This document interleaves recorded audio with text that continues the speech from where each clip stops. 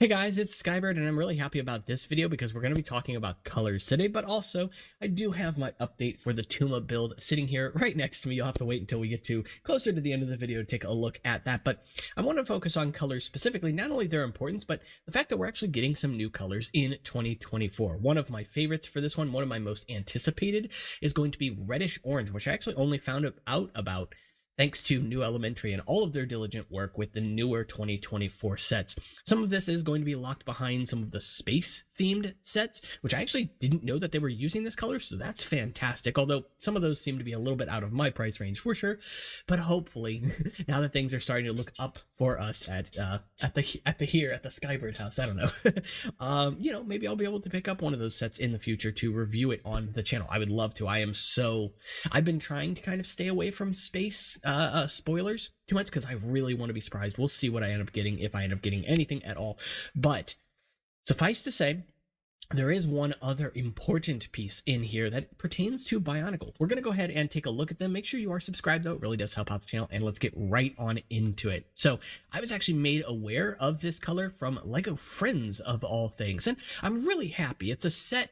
I don't know the name of it. It's some mansion set. Unfortunately, I'm not very familiar with LEGO Friends, but I am really happy for fans of the theme, right? Because LEGO Friends has traditionally been a theme that has been geared towards younger kids and girls specifically, which is awesome because, like, yeah, representation and also diversity in your customer base. It's smart just as a business, but also I feel like it's unfortunate for them because most of the time the builds would end up being on the simplistic side, or maybe not simplistic, but they wouldn't be super innovative, if that makes sense. So while themes like Ninjago were getting these grand builds, and even like Marvel and other, IPs, Friends was kind of left behind. So thankfully, LEGO started to kind of pick up that mantle again, and you'll love to see it. There are some fantastic recolors in Friends, in Elves, and things like that, which unfortunately we haven't seen for a while. So the fact that we're going to be seeing these now on this newer set, I'll try and find a picture of it at some point. I don't have one at the ready right now, but this piece here, for example, the 1x2 plate, will actually be appearing in that set. The set also contains some brand new recolors for garage pieces from all the way back in like the 90s and stuff. So super excited about that too. Like, I think it's 2 or 3 new colors. It's like trans yellow, trans orange, but not neon orange, and then like a trans dark pink. It's so pretty. So yes, I'm gonna say pretty. It's my channel. Anyway, so actually a handful of support for Duplo as well. So again, if you are a Duplo enjoyer, which I don't know who is, but hey, they got some interesting pieces. And fun fact, Duplo is completely compatible with system because LEGO's smart when they're developing these new sets and themes. So Duplo's obviously been around for like decades. So heck, you could get Duplo bricks back in 2001 when you got your McDonald's Matoran. You could ask for one of those instead, and I used to have one. Don't have it anymore, obviously. So one of the interesting pieces right off the bat for Technic is this steering wheel piece. I can only imagine this is going to be on one of the space sets. I don't know. I haven't seen, like I said, this piece specifically, but I imagine that makes the most sense. There's a lot of round stuff in space. Also this, I would imagine this is probably space too, joining different modules together, right? Makes sense to me. That's a cool piece in general, but the piece I'm most excited for is this one right here. Of course, the 6x6 radar dish, which came out long before Bionicle, but has been out since then. And of course, as always, has received a lot of love from Bionicle fans and myself alike. So that is, in fact, this piece right here, which this is actually a bootleg I'm showing you. So you'll get to see more of these in a upcoming bootleg build video. We're going to be building one of those actually live on camera, which will always be fun.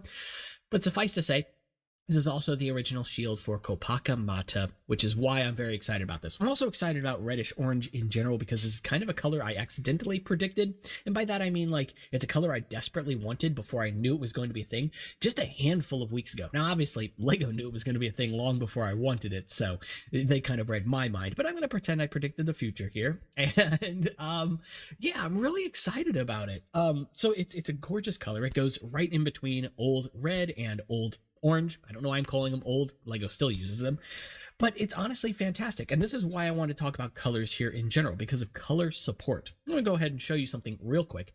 This right here is 5 different colors of 3-length lift arm. These are all 5 in the brown color family, being tan, the Metro brown here, reddish brown, regular brown or classic, and of course dark brown. Lovely colors. Would love to see if we get any other colors in this family, like dark tan and stuff as well. But color support is important to me because, well, when you introduce a color, if you only introduce it as maybe like a one-off in a Technic line or something like that, it can get to be a bit frustrating because when you buy a set that features a piece in that color, well, you only have the one piece. Where do you use it later? Sure, you can use it as something complimentary or as a statement piece, I guess, but it becomes quite limiting quite fast. And so when you have sets, for example, like the old Django Fett set from like 2002, 2003, which heavily features a nearly exclusive color, for Technic at least, violet, that is lovely, right? Because that set features so many pieces in violet, it starts to give you and open up support for that color by just that one set. Now, it doesn't come with enough, in my opinion, because it's often a lot of very thin lift arms, but there are a handful of Technic connectors in there as well in that violet color, and it's quite lovely in seeing that. And I think the same should hold true for nearly any color. This is why I like to see LEGO more and more often experimenting with their colors, especially with Technic, introducing colors like the new neon or very bright yellow. I don't even know what the color is called, but like literally fluoresces yellow, or seeing colors like magenta being opened up in Technic. Little, teasers of them, not a whole lot and not enough in my personal opinion, but it's always lovely to see that stuff either way, because each set that introduces another piece is one more piece to give us that color, right? To focus around that color and give us support for that color. Now, is it enough? I don't know, but here's the thing. It's really hard to make a LEGO Technic set in fluorescent yellow, because that just hurts to look at. It's hard to make a LEGO Technic set that's purely magenta for the same kind of reasons. There are just certain colors that are hard to look at. They're sharp. I don't know what else to call them, right? And so they work better oftentimes as complementary colors or accessory colors or secondary colors, whatever you want to call them, right? The problem is that when it only happens once or twice, you don't get enough pieces in that color. So you might be sitting there with 3 different lift arms in magenta, but is that enough to build something with? It's hard. It can be a challenge sometimes, and that can be fun too. Anyway, so I'm getting ahead of myself here a little bit, but the reason I wanted to bring this up is because going back to the Sky Pirates thing for a minute, then we'll take a look here at Tuma. A lot of people have asked me why I don't use certain colors with the Sky Pirate theme. And there are a handful of reasons. First of all, I am making 9 Glatorians specifically. I'm focusing on the number 9 specifically, which seems like a lot. It's actually not, because LEGO technically makes 12 canister sets per year from Bionicle, right? Usually you have 6 good guys, 6 bad guys. Obviously, 2009 shakes it up a little bit with what is good and what is bad, but 9 is less than that. So I get a little bit of an extra boost, so to speak, in that part's budget, but not by much. And so if I introduce something like sand blue on one of the sets, then I have to pretty heavily feature that sand blue, but that starts to eat into the recolors for that wave, right? If I don't give you enough pieces in sand blue, then you don't get the support you need for the color. So if I had maybe a fist in sand blue, that's not enough to make it justifiable. If I give you a foot in sand blue, that's a little bit better, of course. If I give you a limb in sand blue, now we're talking all of a sudden, right? And armor especially. There are definitely ways to do this, but it has to be done strategically, because if I only do 1 piece, it's not enough. And if I do 4 pieces or 5 pieces, I start running out of recolors really fast. If every single set has something like that, well, then some sets are going to stand out more than others, right? Because either if they all have it, I blow the budget, if you want to call it that.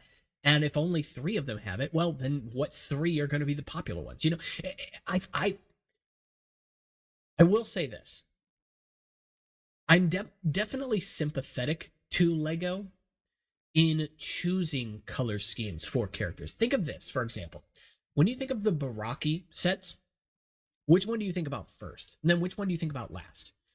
I think last, arguably, is nearly always going to be something like Mantax, right? He has a really interesting build, but he doesn't do much. Bless me. Mantax is still a black set with dark bluish gray. I was going to say old dark gray, but dark bluish gray color. That's not anything new. We've seen that since 2004. So it's not an exciting color scheme. And yeah, there are the little red spikes, which definitely help. I do think Mantax is a good set, but he definitely falls behind some of the others, even with his custom build, mostly because of the fact that he just doesn't have much going on. Now, there are a handful of pieces on Mantax that are exclusive to him, like the black Mantax foot on his feet, obviously. Even those black spine pieces, which aren't exclusive to him, but he's the only canister Bionicle set to feature those. So it makes sense that there are some interesting things with him, but I think that a set like that would be more interesting if maybe he had been black and sand blue or something. And funny enough, all of the dark gray pieces on him are pieces that exist in other colors, like sand blue. So it can be done. It's an interesting set, is all I'm saying. 2007 was very experimental with its colors, and it gave us a lot of recolors in that as well. But at the same time, it also lacked in certain areas, but it did a very good job of hiding it. I think that's one of the strengths of 2007. A perfect example of that is how many of the sets didn't actually have like armor on them. Elec has bare bones. Same with Prydac as well. But you don't really notice it because they're kind of a feature if you think about it, right? Because it can be done well, in my opinion. Lego knew that. We knew that. People love 2007. And yeah, there are people that complain about the fact that they don't have armor on their arms or whatever, but not as many as you might think. So that's kind of the little hole that I found myself into. So I'm going to continue to play around with the Sky Pirates, of course, as always, because why not? They're important, right? And I want them to look new. I want them to look exciting, to look fresh. And one of the most difficult aspects about them is that they are multicolored sets. That's kind of a feature, but it's about balancing them. So that's pretty much it for those. Let's go ahead and take a look at quick little Tuma revamp here, which is this guy right here. Oh no, I just knocked his little Thornax out. Oh well. But yeah, I think he looks pretty all right so far. I'm going to continue to touch him up because I think he looks pretty good. You can see I did the Von Nebula thing with the front pistons instead of the rear pistons, although I should probably turn these around because otherwise it's really gappy. So I want to close that gap up a little bit, but actually has really good range of motion in the lower legs now. And of course, those legs can bend quite nicely. So I quite love it. And it makes sense that he's a Skrull having Skrull armor, you know, like, of course, right?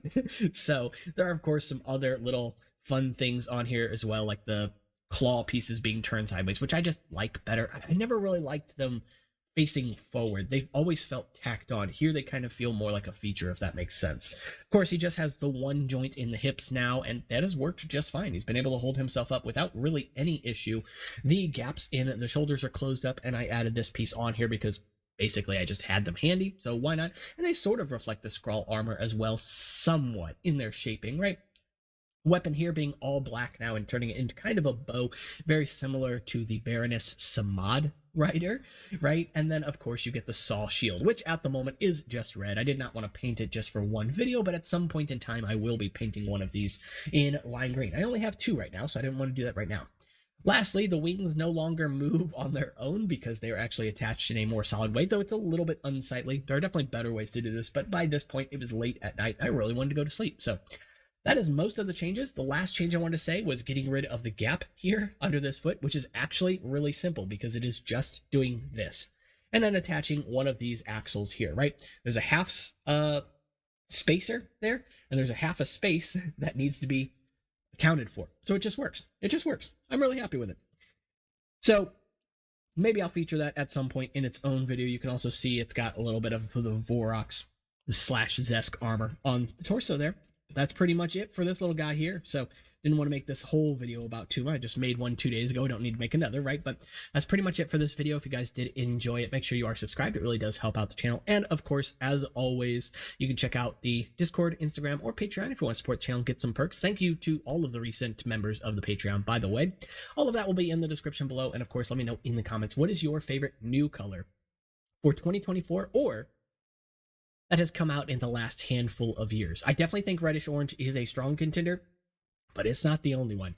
There have been a lot of colors I've been really excited for, and we've got a lot of support for browns as well, mostly for skin tones for characters, which makes sense, but hopefully LEGO starts to open those up in the future. With that said, that's it for this one. I'll see you all in the next one. Take care.